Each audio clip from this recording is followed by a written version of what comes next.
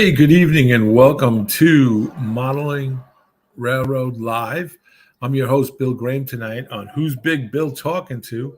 First and foremost, I want to apologize. The other night, kind of got our thing screwed up and we put it out there as a show. And some of you guys came in, and I apologize for that expectation brought up and then crashed to the ground of reality, against the rocks of reality. I do apologize for that. That was a technical mistake. Nobody's fault. We're not taking blame for it, is what I'm trying to say. But anyway, we're here tonight on March 15th, 2023. And we have our guest, Claude Christ, and he'll be on with us shortly. And I'm going to take it from where the last of the comments went. We had, let's see, David Dwight at Northern Star, Zenith, hello. Dave BNSF, N-Scale, the Pixel Depot, hi Bill, hi all, to you too. And Dwight at Northern Star says, don't worry about it, Bill and Johnny. It's all good. I hope so. But we do apologize for that. And anyway, and Derek Alexander said, so what are we supposed to do on that night? Wait in the green room eating that gas station sushi? Well, I hope you guys didn't, because we found out that it was like really not good from the Board of Health. So I didn't go in and check the room yet, but I thought John did, but he's been busy as well. Anyway, I just want to fill you guys in on the next Johnny's Train Talk show is going to be on the 30th of March at 9 p.m. Eastern Standard Time. And next week on Wednesday, let me get the old trusty calendar out. On the 22nd, we're going to have the third part of Mr. Baronic, Bill Baronic, a.k.a. Track Planner, on the third part of his layout build. I think he's going to talk about the layout build, do and don'ts of it. It's going to be pretty interesting. We happened to go over it last week, and it seems pretty good. And then on the 29th of March, I'm going remote live. I'm not going to be doing it from my dining room table on the 29th of March. I think you guys should write this down. March 22nd, Bill Baronic, a.k.a. the Track Planner. And on the 29th of March, I'm going to be interviewing Luis Ramos. He's a native, born in Hoboken, New Jersey, moved to Brooklyn, New York, and has been a regular resident in Brooklyn. He's also an artist, and he's having a show open up this Saturday at the Van Dyke Galleries in Brooklyn, New York, Sunset Park, Brooklyn, New York, on March 18th. And it's going to exhibit his works. And what Luis does is he kind of like, he paints and does model diagrams of the 70s and 80s. And most of them involve New York City Transit trains. And the dioramas depict scenes of the transit and the neighborhood that they ran through. And it's pretty intricate stuff, and it attracted me. He's on Facebook.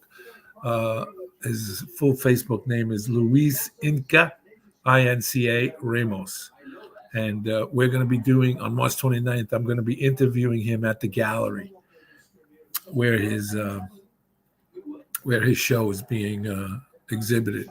So we'll be able to get up close and personal in his his exhibits, because they're really breathtaking. I have to tell you, this guy is, at first I thought he was a model railroader. It turns out that he likes model railroading, but he's more of an artist.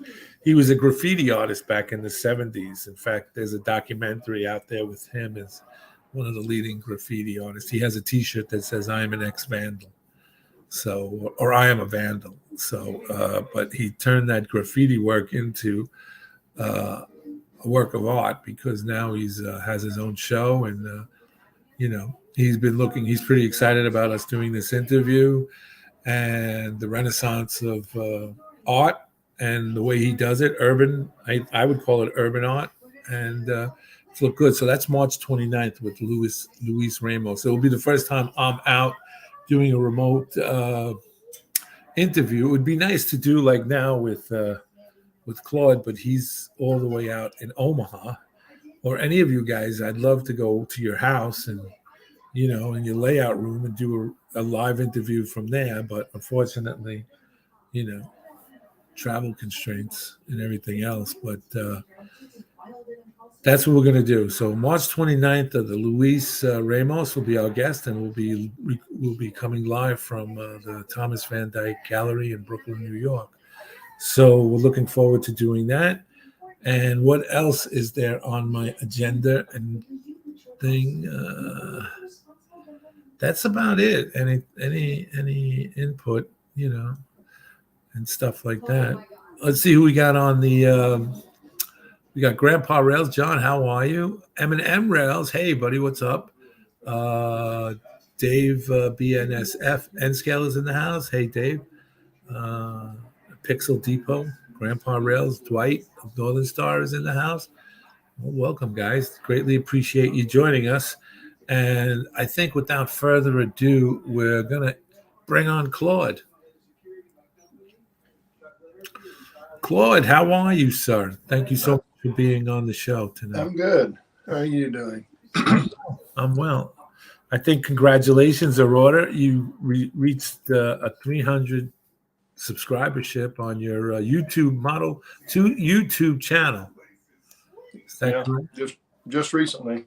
Yeah, and it was kind of weird because I got a bunch of subs all at once for some reason. I'm not sure why. Hey, it's great. That's great. Yeah, that's yeah. great. So I'll be having a contest on my next update.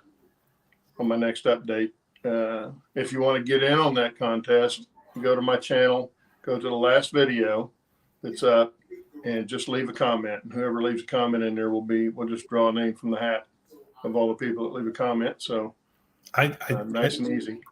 As much as I'd like to, I don't think I'll pass, because if I should win, then they'll be like there was collusion involved, nepotism. They fixed that. Big Bill was supposed to get it, and stuff. Now we had you on about 2-3 years ago. Something like that, yeah. I'm getting to where I can't remember back too far, but it's all right. But yeah, I do remember doing a show with you. It's been at least a couple of years. Now, has anything changed on the layout, or is it just? It's getting more finished. I still got a ways to go. I'm not finished with the upper deck, but I have started the upper deck. You might be able to see it behind me. The mining district back there. Is almost complete. I'm just finishing up with foliage and stuff like that, and then I'll come in and add details to it. And that wasn't there the last time we talked, the mining district, correct? No, it was not. No, I think this was probably the main thing that you saw, because this was actually the first thing I did. Built most of this, during the lockdown phase. That's when I did most of this work. But it's grown. I've got the yard is pretty much done. I mean, the track is in. The finished details are not. That's going to be the last thing I do. So then when it's all finished, we're going to tear it down again and do another one, right? Oh no. I've already told my adult son it's his job to take it out of here when that time comes. Yeah. I hear you. And also, Claude, you're also the one of the hosts on the show on Trackside. What, Sunday? Trackside Live on Saturday mornings. Saturday mornings. What time on Saturday? It's 10 o'clock Eastern Standard Time on the Back on Track channel, but we call it Trackside Live. Okay. And how long have you guys been doing that? And I know I think we just passed 3 years in November. So we're starting our 4th year. So it's been going well. Do you guys now? Who's your host? I kind of set the show up, so I'm one of them. Dennis Carell, Otter Creek in Rio Grande. He's one of our hosts. Steve Arnold, with Steve Arnold channel. he does live stream and has an N-scale layout. And then we have Boxcar Jerry also with us, and then Bill with modeling adventures with Bill, I think is what his channel is. Well, he's right on with us. He's a great scenery guy. He's right with us now. Model Railroading Adventures with Bill. He says hello, Claude, and Big Hello, Bill. Yeah, welcome to the channel. Welcome to the show. So, you just came back from a cruise, right? Correct. We got back Sunday night. We docked in Sunday morning in Galveston, and then drove all day long to get back in town, because we bowl on Sunday nights, and we were trying to get back for that. We actually made it early. So cool. How big is the this layout? I don't have the exact measurements. I believe it's an L-shaped room. Behind the mountain here is an inset corner. Okay, so the room goes that way and it goes this way. This is a dormer this is upstairs in my house. And it's about 13 feet this way and about 17 feet this way. It's around the room. I've got a drop down here that completes the standard scale circuit. It's a loop to loop inside the mountain, and then the narrow gauge is a point to point.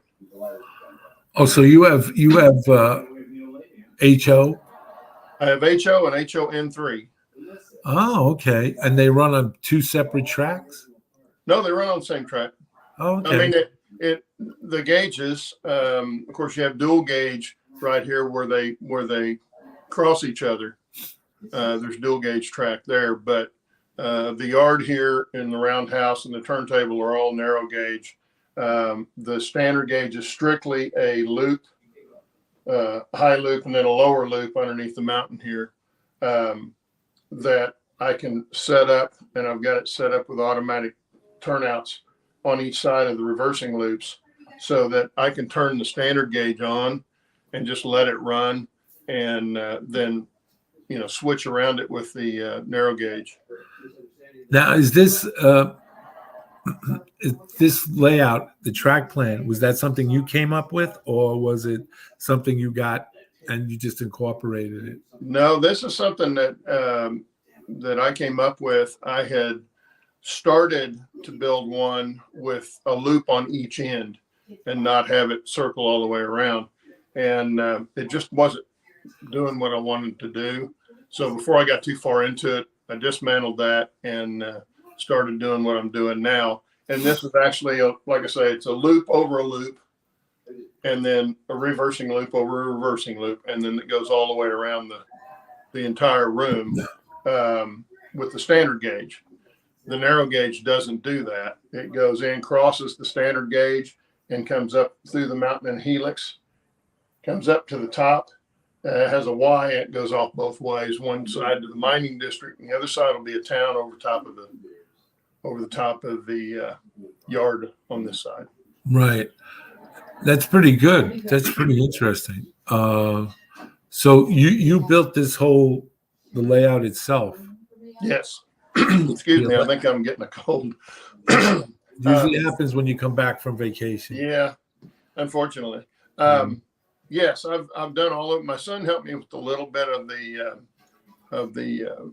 bench work, the starting bench work. But he lives in Stillwater. I'm in Tulsa, so it's not. He comes home maybe once a month, something like that. But then he ends up spending more time with his mom in the kitchen cooking. He likes to cook. Oh, good for him. So he does more of that kind of stuff. But I've done most of the building on it. All the kits, all that stuff that are on it right now, I've put together or scratch built. And the mountain that we're looking at right now that's in the scene, what was that paper mache and Pretty cloth. much. It's in fact, on one of my videos on my channel, I open the video with a scene of building Matterhorn in Disneyland, because that's kind of what this thing looked like. Right. It's it's just sticks coming up and for supports, and I put the helix in, and then I came back in with the cardboard lattice work, and it's just paper towels with plaster. Yeah. Now the very top of the mountain is 4 or 5 layers of foam board. Oh, At the very top, but most of this is just plaster shell. In fact, I have to be careful. There are some places on here it's really thin; you could stick your finger through it. okay. Well, so how long did it take you to do the mountain? I got the track in, laid in, and it plastered over. Oh, probably in 2-3 weeks. Like I say, when the pandemic first hit, some of the guys on the channel would get together just on private video conferencing and work on the layouts. And then Shannon started to say, well, let's do it online and have the guys can come in and watch if they wanted. So we would do that. We called it Trackside Beans. So I did a lot of this during that time. Now, of course, the bridges and stuff like that took a little bit longer, but the main mountain form was pretty quick to build. And the bridge itself, was that scratch built? This bottom bridge, I don't know if you can see this or not. Excuse me. This bottom bridge is a micro engineering bridge that I just kind of kit bashed to where I needed it to go. And then this is fully scratch built timber bridge. And then I've got a longer timber bridge on the other side of the mountain that's also scratch built. And then I've also got another, let's see if I can turn this without making everybody sick. That bridge over there is a micro engineering bridge. Now that will be coming up to the town that'll be over the top of the yard on this side. So how many guys, if you have an operating session, how many guys can you get up there? Oh, if you got more than 3 or 4, you'd be way too crowded. There's just not a lot of room. But it was mainly because I didn't plan on having operation sessions as far as having people over to do it. Doesn't mean I won't. Is it an operational railroad, or is it a rail fanning railroad? Well, a little of both. The standard gauge is a rail fanning. I wanted that in for my grandkids. Of course, they're going to be graduating high school next year, so neither one of them care that much about it. But I wanted that for so I could just turn the train on and let it run, and I wouldn't have to do anything. It'll go through the reversing loops and everything on its own. Right. Then, like I say, the narrow gauge is point to point, so that most of the operation is there. Yeah. On the narrow gauge. Model Railroad Adventures with Bill says Claude has some of the best transitions between layout backdrops I've ever seen. Oh, he's jealous. Good job. Thank you, Bill. I have to give credit to Lark Products. I believe they're in Jamestown, New York. They have great photographic backdrops all over the country. All of mine are from Colorado. Right. That's what I wanted to model was Colorado. Yeah, that was going to be one of my questions. Yeah, so that's what all of my backdrops are that. Mining District has some mining backdrops on it and stuff, but they're all from Colorado. And I picked fall season so you can get the aspen gold colors in there. Right. A little more color. But I have to give credit to his great backdrops because it makes it really easy to match stuff up in front of it. Right. It's what was the next question I was going to ask was on the power. What engines do you have? Are they? Well, I'm modeling kind of the late 40s and the very early 50s, so very early diesel engines that I have. It's always also steam. All the narrow gauge is steam. Okay, so it's a transition. Yeah, it's starting into the transition eras. Yeah. Right, right. So it's and the name of the railroad is Cowboy Valley and Timberline Junction Railroad. That's my first two initials and my son's first two initials. Okay, all right, all right. So do you have engines that are purposely tagged that way, Cowboy Valley and? Not yet, but there will be. Okay, There will be. I haven't gotten to that point yet. I've done very little decoder installs and stuff like that. I've got a few, but I haven't got to that point. I've been working on the layout itself, trying to get it to a point where I can run trains, which I can do now. But it's still a long way from being finished. So yeah. So it would be now it's Cowboy Valley. I'm sorry, I don't have my notes with me. Cowboy Valley and Timberline Junction. So it would be CVT. That's yeah. It's CVTJ. Okay. They could do a decal like that because that whole name would be, pretty hard to get on a. Yeah. And when my wife did that, I'll show you this. I think it's been on my channel before. If you can see that. That is a piece of metal that's been plasma cut. And she gave me that for Christmas a couple of years ago. Nice. Very nice. The guy did a really nice job with it. He did. Real detailed work on the steam, too. Yeah. So that's what I did on my T-shirts. And I do have a little bit. I don't know if you can see it over here. I'd have to pick up the, let me unplug this and I'll pick it up and take it over here. And turn this camera around so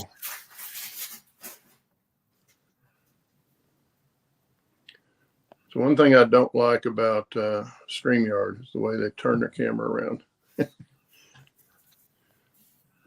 Okay, so you can see here the aspens on the backdrop, and then I made these aspens in front. But what I was going to tell you about, I did stencil this with the CV and TJ RR. This was some of the first part that I finished was down in here. This is one of the mines. It's down low, a derelict stamp mill.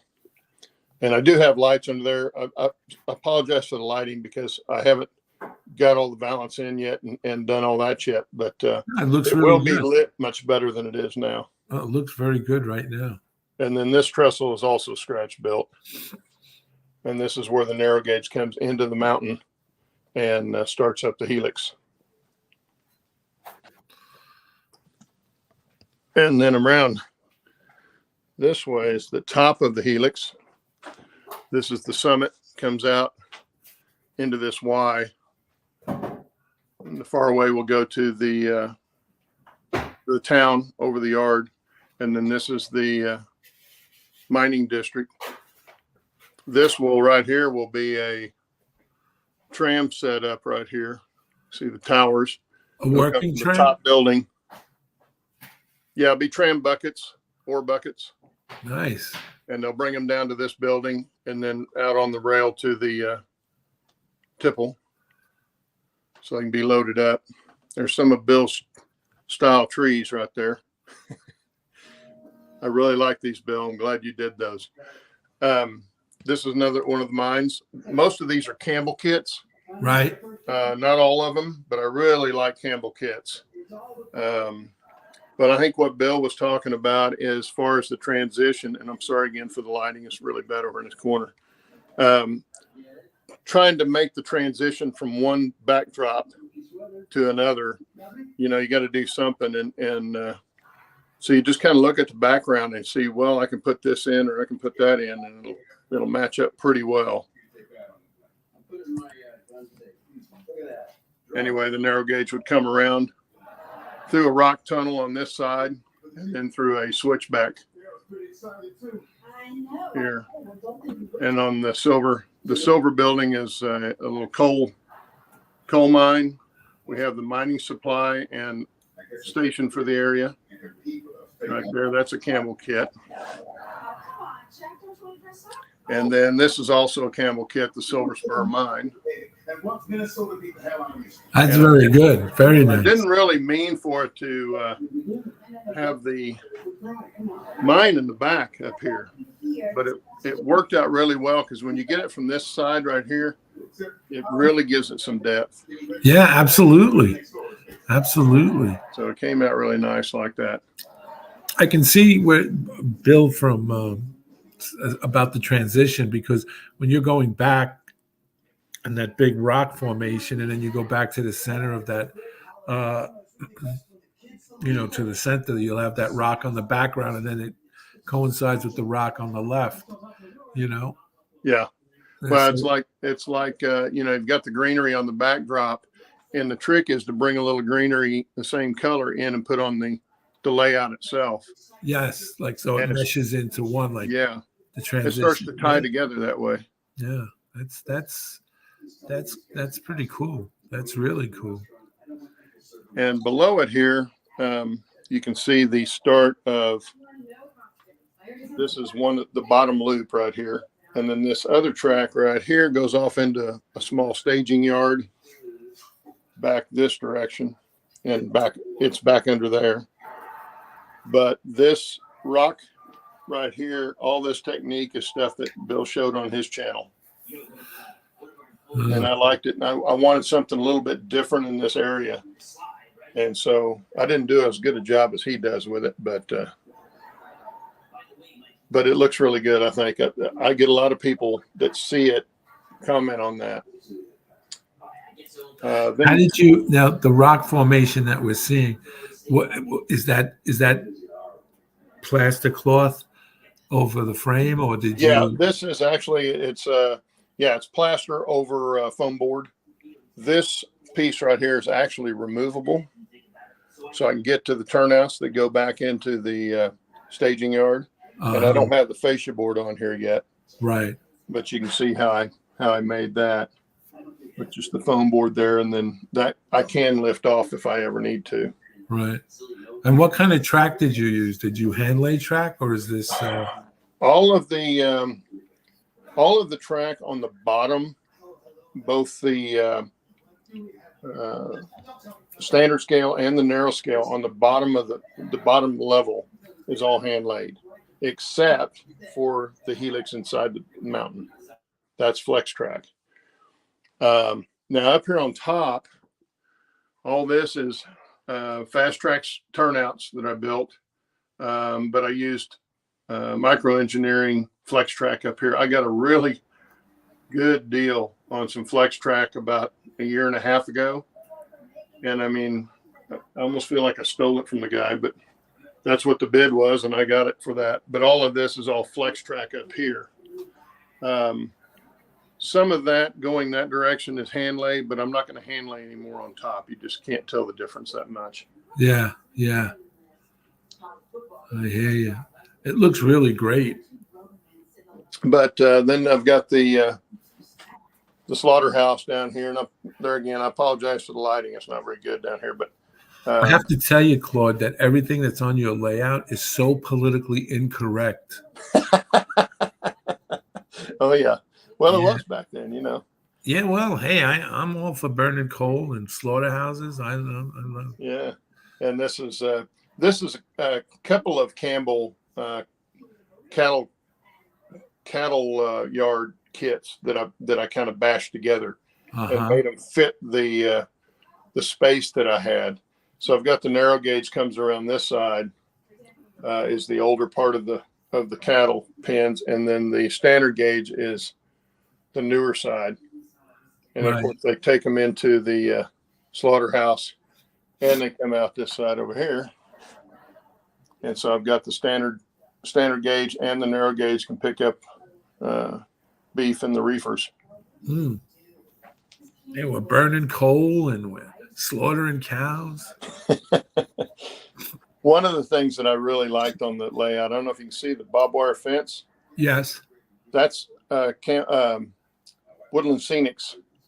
They're one of their new fence kits. It's a really nice kit, nice fence. That's about 3 of them that go along this wall.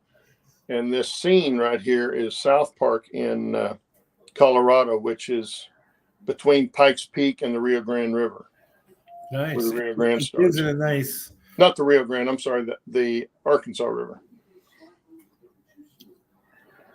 It gives it a nice break with the cattle in the fields and the fence.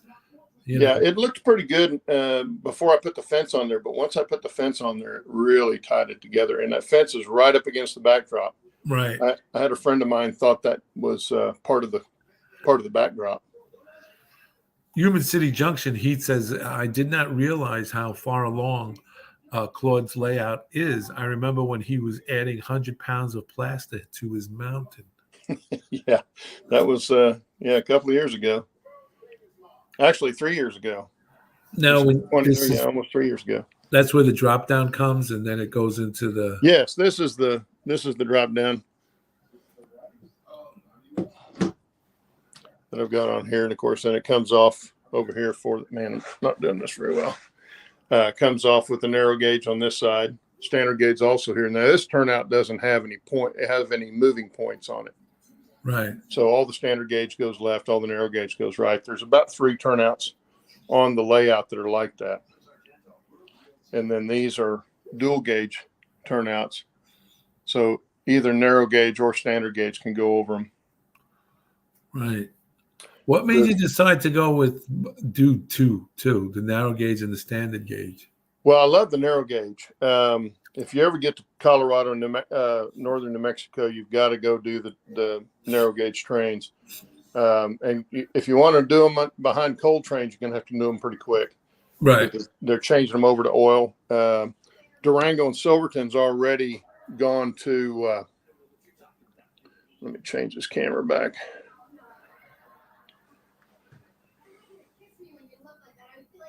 Yeah, Durango and Silverton's already gone to some Alcos from the White Pass line up in Alaska for fire reasons, which is funny because when the Alcos are pulling a load, they shoot about 3 foot of fire out their stack. So I don't know how safe that is, but yeah. Oh, I didn't show you the. I'll just do it this way. This is the yard down here. So then all this over here is narrow gauge, and then the only place the standard gauge comes in is right here on the main line. And it goes back that way through the loop, and then back out.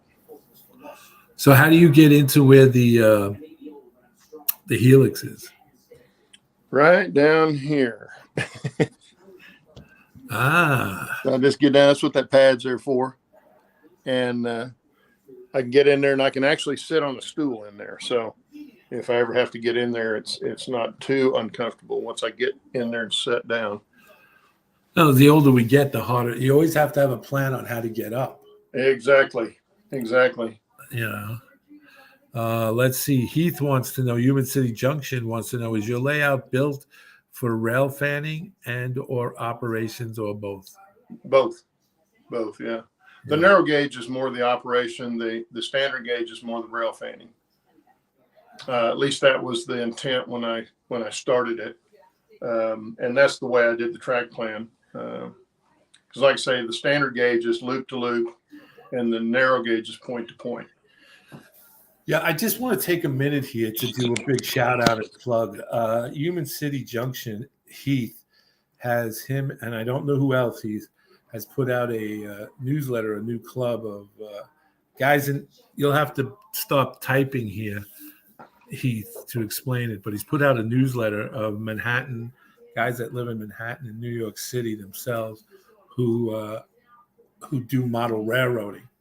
So this is something that he's ventured into, and I was kindly asked to join, even though I live on Staten Island. It's an island, just like Manhattan Island, but it's called the Manhattan Modelers. And he invited me, he grandfathered me into it, but I did have a dispute with them that we're the forgotten borough, but he was like, we all know stories about Staten Island, Bill. Come on. It's only a ferry ride away, Bill. It's actually a bridge and, ferry ride. It'll take you 3 days, but it's only a ferry ride. That's it. It's yeah, I'm still, Human says, Bill, you're still one of us. Yeah. It's because that's it. But he started this new thing, Manhattan Modelers. You should go over to Heath's channel and maybe he'll have some more information. I don't know if it's exclusively for Manhattanites and for New Yorkers.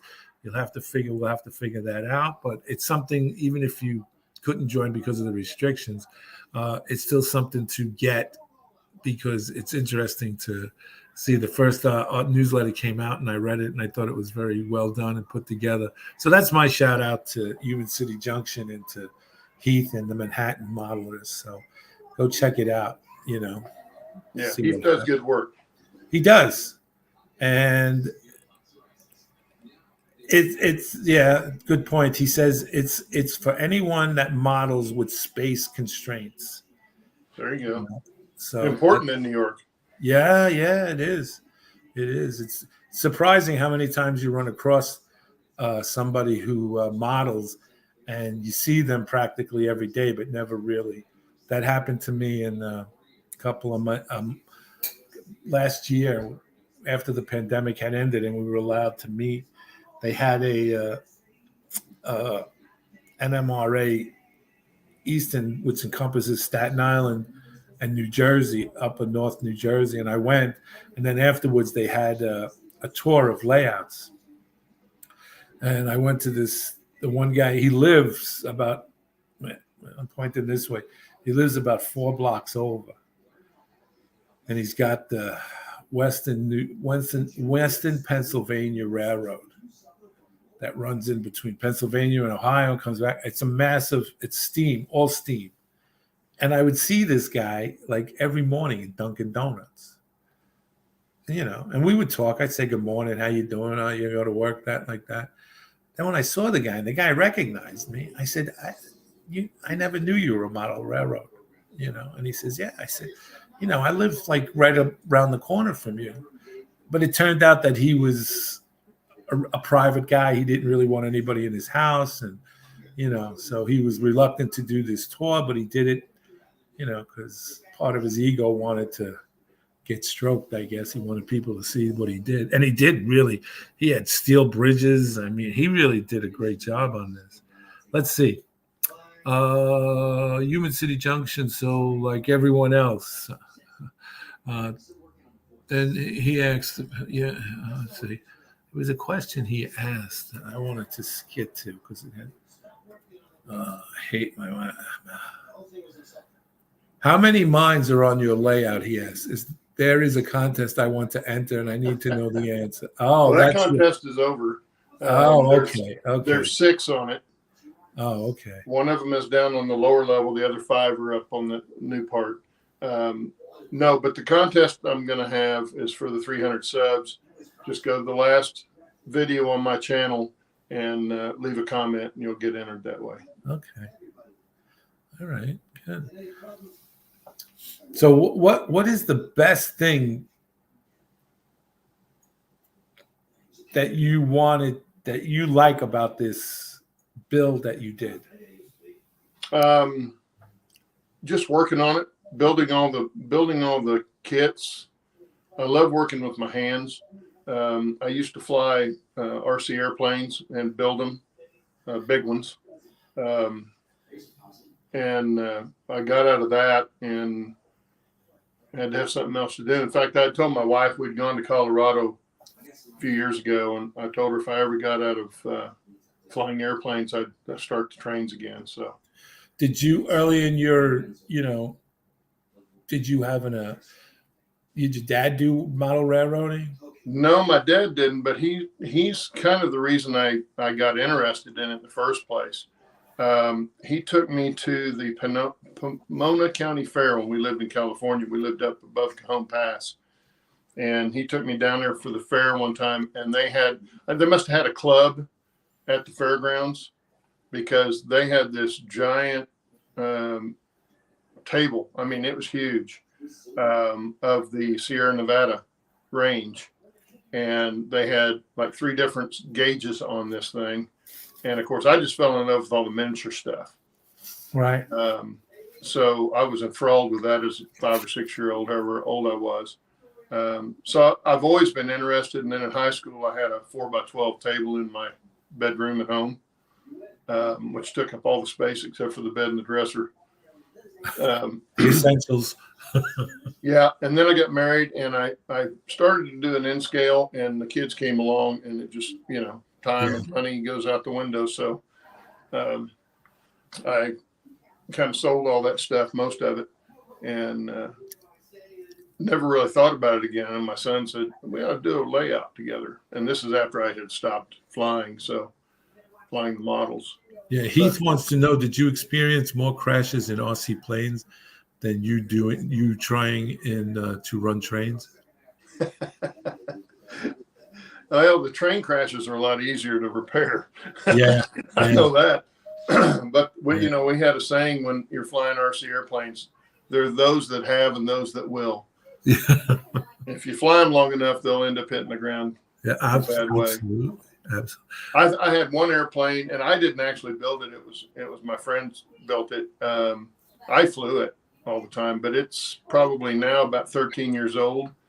And I sold it to one of the guys that was still flying in the club, and he's still flying it. It was a Piper Cub. It was just a real easy airplane to fly. And if you crash that one, something's got to fall off of it before it'll crash. It's like flying a big trainer. So, but everything else, pretty much hit the ground at some point, or I sold it. Now I did have 3 or 4 airplanes that I sold when I got out of it, but most of the airplanes are going to hit the ground eventually. When I was in my 30s, I played on a softball team in a softball league that played at a Floyd Bennett Field in Brooklyn. It was a field that was actually they used it during World War II, and then it became a national park afterwards, and they used to have a softball league there, and we would go play. But on way out in the outfield, they never had fences in the outfield, but in the outfield, the other side were all the RC plane guys, and we were playing. We used to start at 9 a.m. in the morning, and we would hear this like roar. And we literally stopped the game, and we looked down, and these guys were flying jet planes. Oh yeah. And then we were watching them for a while, and I remember watching it take off. Now they never upkept the runway because it's not, So these guys would do their own repairs on the runway and get it. I remember watching it. And this fighter jet took off, and the thing was going up and around and around, and all of a sudden, it nosedived, and one of the guys who was in the Air Force said, that thing's going to crash. And sure enough, nose in, and this big flame and everything. We were like, yeah. Well, that's the bad thing, that the jets that they have, they've got actual turbine engines in them. They're just like what you get on an airliner, except they're smaller. And the problem is they have about a gallon of fuel on those because they go through the fuel so quick, and the fuel is up in front of the engine and the engine's in the back. And if you nose in, that engine goes right through that fuel tank. So that's where you get the big fireball. Yeah. But it's usually kerosene is usually what they're using for that. Yeah. So, and getting back to the layout, what power do you use to run the trains? I'm running Digitrax. And I've got it split into 2, the upper level and the lower level. I don't even have power districts or anything like that. I've just got those 2 districts is all. Right. It's very simple. I'm trying to keep all the wiring as simple as possible. And, of course, I'll be the only one running it most of the time. So, everything's going to be right in front of me. But I do have a booster for each, the upper and lower level. Claude, Human City Junction wants to know, will you be growing the mutton chops again and at some point? Oh, there was a guy on the cruise that had some, and I almost showed him the picture I have of when we went to ride the narrow gauge trains that I've shown the guys on our show. I doubt I'll be doing them again. The wife doesn't like them. She graciously allowed me to grow the beard, and then I cut the mutton chops just before we left on that trip. But and then I shaved it off before I got home. Actually, I was getting tired of it. Yeah, I hear you. Dwight wants to know how many amps are you using? Oh, I don't know. I haven't measured it. I'm not done with all the wiring yet. I've got a little bit of the lighting and stuff like that done up, but I don't have it all completed, and of course, I don't have all my lights and stuff up either. I'm probably these will do 8 amps, I think. Like the boosters that I've got. Let me look right quick. I believe they're 8 amps, or one's 5 and one's 8. But I will never use all that. If I get a train running on the standard gauge, it's going to be maybe 2 or 3 powered units. And then the narrow gauge, I won't have more than probably 2 at a time running on the narrow gauge. And those engines are much smaller. The motors on them are much smaller, so I don't think they draw that much. Boxcar Jerry's in the house. Hey, Jerry, how are you? Jerry. Boxcar says 4 500-watt stack. I'm not an electrician, so you start talking that stuff and it goes over my head. But I think I've got more than enough power for what I'm running. Yeah. Heath is leaving the scene. I need to head out. I will catch you later on Back on Track, Claude. See you later, Heath. Yeah. The guys had him on a couple of weeks ago on our show. The first week I was gone on my cruise, and he had a really good show. He's very talented. He is. Very good guy, too. Nice man. Trying to get him to collaborate with me on the Bush Terminal Railroad in Sunset Park, Brooklyn. We'll see. We'll have to talk. Now you do again, we talk Back on Track every Saturday at 10 a.m. How do you like doing that? I love doing it. It's a lot of fun. Met so many nice people, great people. Met Dennis. I've been to Dennis's house. I met Steve. We actually went out to see Steve last summer. My wife and I did, and went to Train Mountain and went and spent some time with him. And Steve and I, the more we talked, the more we found out we're pretty much, brothers from different mothers, because we're about the same, almost the exact same age, and we just have a lot of the same interests and stuff. But yeah, Steve's a really good friend that I met, and then of course we got Bill on the show now, and Jerry. It's great people in the whole modeling community. I agree with you there. There's not very many that I've run across that I don't know if there's any that I've run across that I wouldn't like. Not that I see everybody, because I started out that way, as subbing to everybody's channel, and there's just no way you can watch it all. This is very true. Just no way. So I'll go in every once in a while. I go in my sub list and I'll pick one out that I haven't seen in a while, and I go look at some of their stuff. But it's between doing this, even though I'm retired now, doing this and other obligations I have outside of this, and then doing the show and stuff, I just don't have time to see everything. But yeah, it's Dwight at Northern Star has a question. He says, "Are you thinking about putting a snubber at the end of your layout wiring to prevent spikes?" Then he later goes on and says, "Bus wiring, I mean." No, because I don't even know what that is. The wiring's not, it's not all that long, but I haven't run across anything like that yet happening. The worst I've had is when I've added new track and I forgot to cut a gap somewhere. Oh, yeah. And you get a short, and then you're going through the whole layout. It takes a while to find it, but I found every one of them so far, and I've had a lot of them when I've done that. So it really when you build your layout, you really don't think your layout.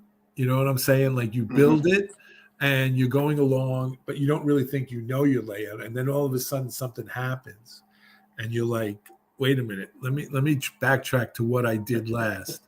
And then you go to that section and you're like, okay, this is where this may be the problem. And sometimes it's the simplest thing. It's absolutely the simplest thing. And then you find it and you're like, oh, thank you. Thank you. Most of the time for me, because I build on my own turnouts, is I forget to cut a gap somewhere. Yeah. And then you wire it up thinking you've already cut all the gaps and Yeah.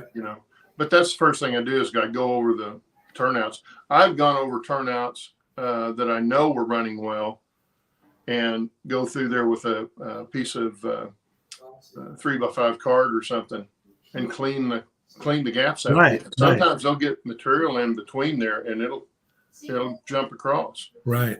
When your Dwight says when your loco goes off at turnouts, a short comes and you get that spike.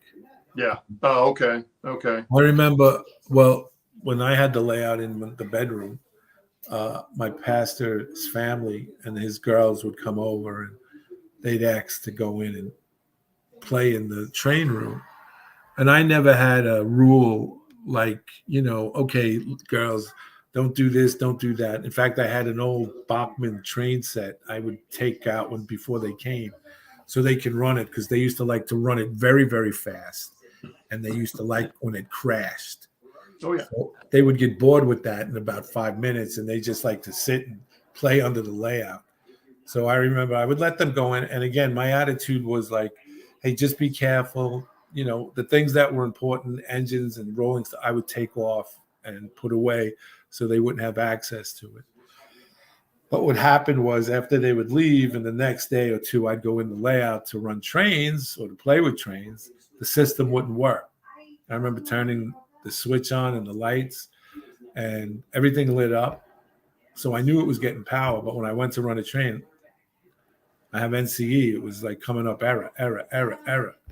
So I was like, well, what did they do? They had to do something. So I would go around and what the little one, Grace, would do is she'd plug everything in that didn't need to be plugged in to the satellite ports, Yeah. So then I'd take all those out, reset them, put them in, and trains still wouldn't move. And I'm just going over it. And then that night we went to Bible study and she was there. And I said to her, Grace, I need to know, what did you do? Well, do you remember? And, I didn't want to make it seem like I was blaming her. So she'd get nervous and then she'd shut down. But when she told me what she did when they were running their train, she had a bubble gum, like a Wrigley spearmint, and it came in the silver wrapper. And she put it on the layout. And I didn't know where it was. So when I went back that night, when I got home, I went looking through it. And on behind, when it would curve behind the lumberyard, the silver paper was on the rail and a piece of scenic log rested across the rail. And it grounded it out. I was like, how did she do that? How did she get back there? It was good. I mean, I never had the rule like, don't go in there, ladies, because you're going to ruin everything. But I had the guy across next door to me. He used to come and want to see the layout, and he would grab things off the buildings. He would literally grab them. They were glued. He'd grab them right up and said, how did you build this? And I'd be like, Carl, don't touch anything. Don't leave it alone. But I never got, nuts about it and stuff like that. But it's a little precarious when people come over. Yeah.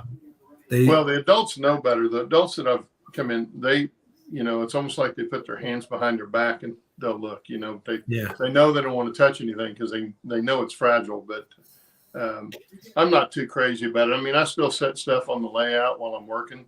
I've run out of most of my table space that I could use that with, but I still have like tools right here sitting here. I've got a drink sitting here.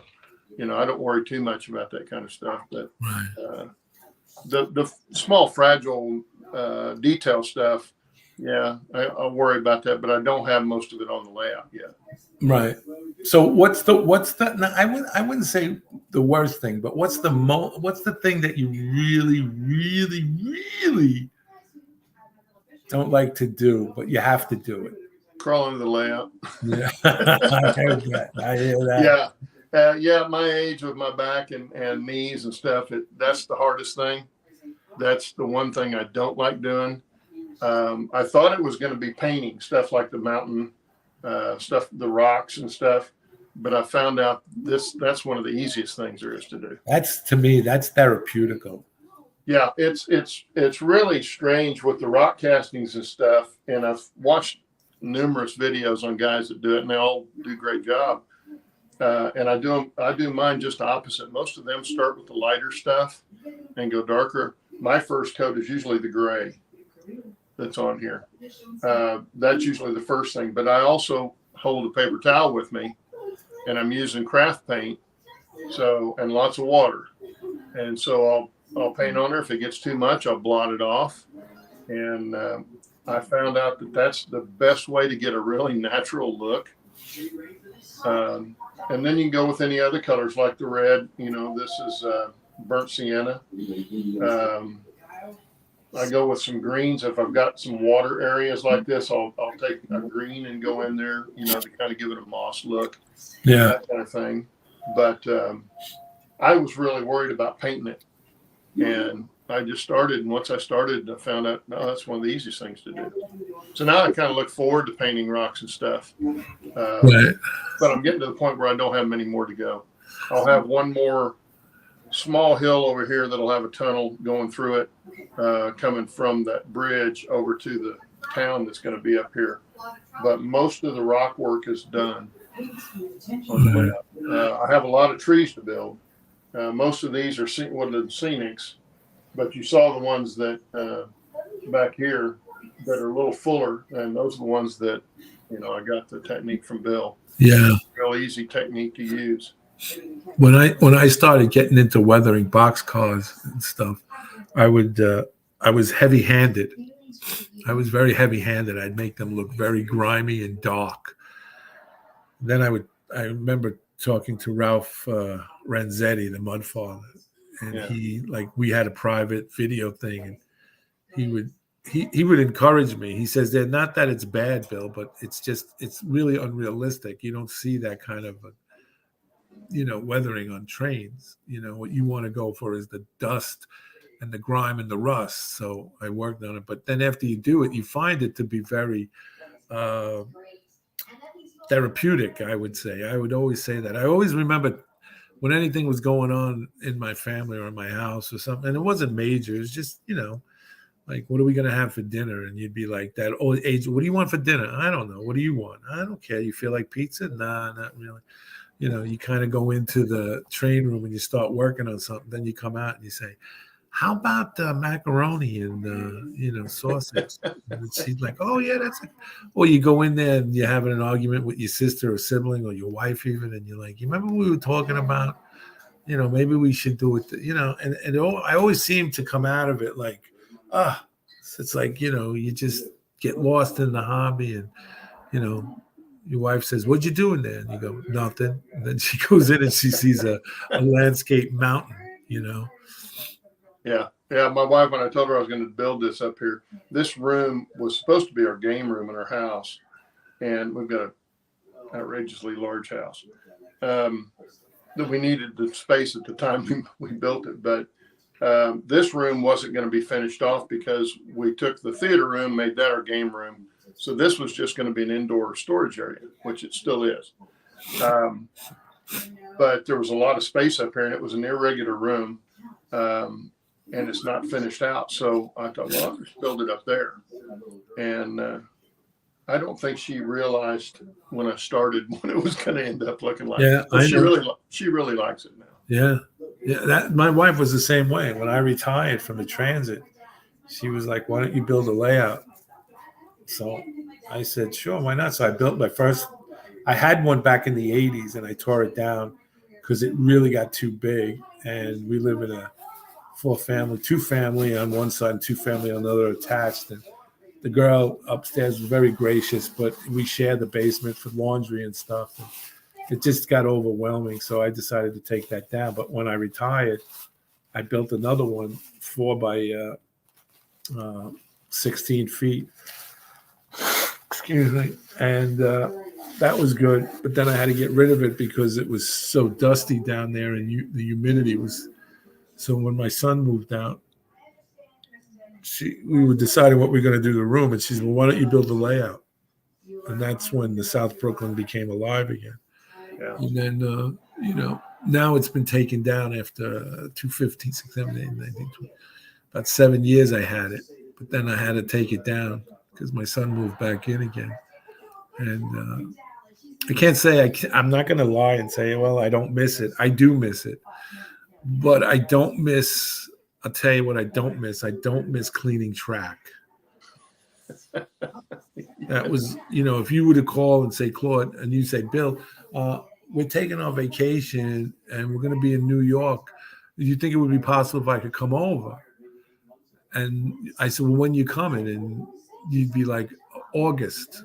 I'd start cleaning track now and run it every day to make sure that when you showed up on August 16th, that we were running bulletproof trains, But so, that's one of the things I don't miss. I do miss not being able to walk into the room and sit down and just work on a building or work on whatever it is, or just rearrange everything and clean up the track, clean up the room itself. Yeah. But other than that, Well, that's like when we built this house. I was doing the RC airplanes at the time, and we had looked for houses before we decided to build. And then when we decided to build this, we talked to the builder and said, can we take the mother-in-law suite out and make that just a shop area off the garage? And so I've got a shop area downstairs, and that's where I was building airplanes. And I do most of the kit building down there. But she wanted me to have that, so I had something there. Right. I had a shop at the old house that we had in the backyard, and so it's kind of the same thing with this. She doesn't mind me having it up here too much because it's out of the way. I've still made room for the stuff that was supposed to be here, and she knows I enjoy doing this, so she's gracious enough to let me have it. Boxcar Jerry wants to know, Claude, are you done with your building of mountains? I've got like I say, one small one will be over here in this corner, kind of like the one that I had that covered this crazy corner here, Jerry, or the one that you can see, back in these two corners. It'll be something similar to that, just a small one to make the transition on the backdrops again. That's the main reason for it, but I won't be doing any big stuff. And who do we got here? RMA 1958 says, that's why I like dead rail on my larger trains. I don't have to worry ever about cleaning track. You're right. RMA 1958, is this your first time on the show, or as in the Q&A? If it is, welcome. If it's not, welcome anyway. Greatly appreciate you coming on. But and stuff like that. So I just want to close out with your show that you do, Trackside thing on Saturday. So, like you said, to reiterate, you guys have been doing it for 3 years, and basically what your show is just basically like a roundtable discussion among you guys. Yeah, most of the time we'll have guests on. Like I say, we had Heath on a couple of weeks ago, but most of the time we come to the show without a topic. And it's funny because every time we do that, before we know it, the hour's up, or we're running over time, and so we always find something to talk about. Like I say, the panel, the guys that are on the show are great. The guys that come into the show, on the chat are great, and we have a bunch of regulars.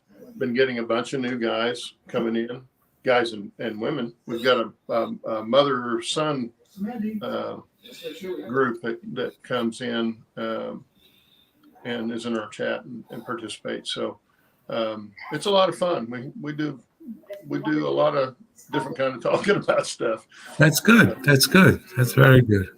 RMA 1958 says, no, I have talked to you before. Okay, great. I haven't seen you for a while on this, so maybe that's why. Out of sight, out of mind, unfortunately. But welcome, welcome, welcome. Uh, what was I going to say? That's what happens. I'm having a mature moment here. Than anything. So you guys take turns or a round robin of hosting it, or you all No, three? no. I usually started up. Now Dennis has took the reins the last 2 weeks while I was gone. But I normally am the one that sets up StreamYard and does all that. But um, there's nobody really in charge. Um, some Yeah. of us talk more than others. You can ask Steve. It happens. It happens. Dennis and I tend to talk a lot more than everybody else, but it's a great group of guys, like I said, and we get to see what Bill's been doing. And like I say, I've learned a lot of stuff from Bill. Cool. Dennis is doing narrow gauge too, which I'm interested in. So he's got a really great layout going, and he's a much better modeler than I am. Both Bill and Dennis are much better than I am. Okay, that's great. And you're on every Saturday at 10 p.m. 10 a.m. Eastern 10 a.m. Standard. on Saturdays on the Back on Track channel, and it's Trackside Live. And we're on every Saturday morning, except when we're close to holidays. If the holidays kind of interfere, we'll let you know. That Yeah, we'll sure. maybe not be on that week or something, but most of the time we're going to be on. Cool. Grandpa Rail says it's a great Saturday morning show. Yeah, John's in there with us all the time. And do you know that John? Regulars. Do you know that John was one of my first subscribers on South Brooklyn Railroad? On my YouTube, on my YouTube channel. He was John is a very encouraging guy. He was very encouraging.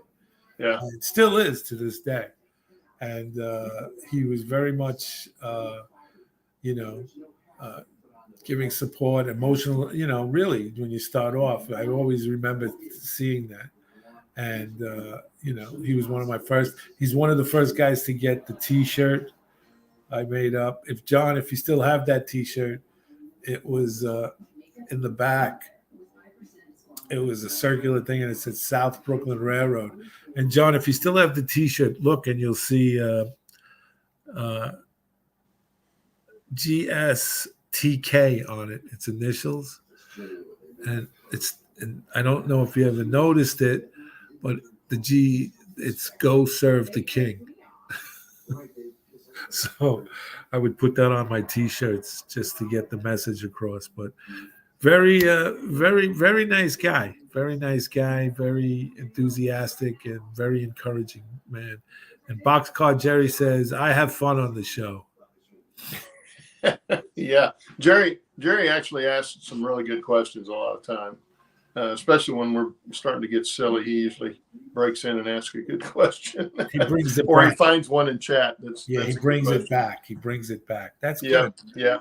He keeps us lined up. You need that guy. John is the whip cracker here. He's the one that keeps it in line when I start going off the rail. He'll text me on my phone. He'll say, "Shut up." He's the boss. He's the boss. I'm just the talking head here. He just makes he makes me look good. Anybody wants to know, John Mitchell is the guy behind the scenes. He runs everything, and he's a great guy, really great guy. So, Claude, I want to thank you very much for being on the show again. It's great to see you, and congratulations on the 300 plus subscribers. Let's see if we can get you up to 300,000 after tonight, and stuff like that. But thank you so much for being on, and thank your wife for letting us have you for about an hour and 10, 15 minutes. It's greatly appreciated. And thanks again for being on. I greatly appreciate it. Well, thanks for having me, Bill. You're quite welcome. Always fun to talk to you. It's an honor and a pleasure to have you on. It always is. So I want to thank you guys out there listening, because if you're not listening, I'm just talking to dead air. Just want to reiterate again that on March 30th, Johnny's Train Talk Show will be on 9 p.m. On the 22nd, next week, we're going to have Bill Baronic on the third part of a 4-part series on building a layout. And I encourage you guys to come out, because Mr. Baronic, a.k.a. the track planner, always has interesting things, and you can always learn something. And then after that, on the 29th, we're going to have Luis Ramos on, and we're going to do that live from the art studio, the gallery that he's going to have his show at. And that's going to be great because we'll be able to see his work and the dioramas that he's done on the New York City Transit Authority subway system, and basically the street scenes. That I mean, his dioramas are so good that you can smell like where the delicatessens and the bodegas are. You can actually smell the bacon, egg, and cheese that's being cooked on the griddle. So that's how realistic they are. I'll give you a little insight. He has a diorama that he does, and he has a New York City sanitation truck on it and a New York City Fire Department truck on it. And when I looked at the pictures, I asked him in my pre-interview with him, I asked him, where did you buy that New York City sanitation truck? He says, oh, I didn't buy it. I made it, scratch built it. And I said, you scratch built that truck? And he goes, yeah. I was like, that's an amazing scratch build. He says, yeah, I went to the depot where the garage where they are, and I asked the foreman if I could photograph and measure the trucks. And they said, go right ahead. And then he made it from there. So it's going to be a real interesting show. I'm going to be with him there live. It's going to be our first live remote from the Thomas Van Dyke Art Studio in Brooklyn. And I think it's going to be good. So that's going to be March 29th. And then on March 30th, you're going to have Johnny's Train Talk Show. So, stay tuned. We're going into high gear here at Model Railroading Live, and Who's Big Bill Talking To, and Johnny's Train Talk Show. Okay? So thank you very much. You guys be well, be safe, but most of all, be blessed, and we'll see you on the radio.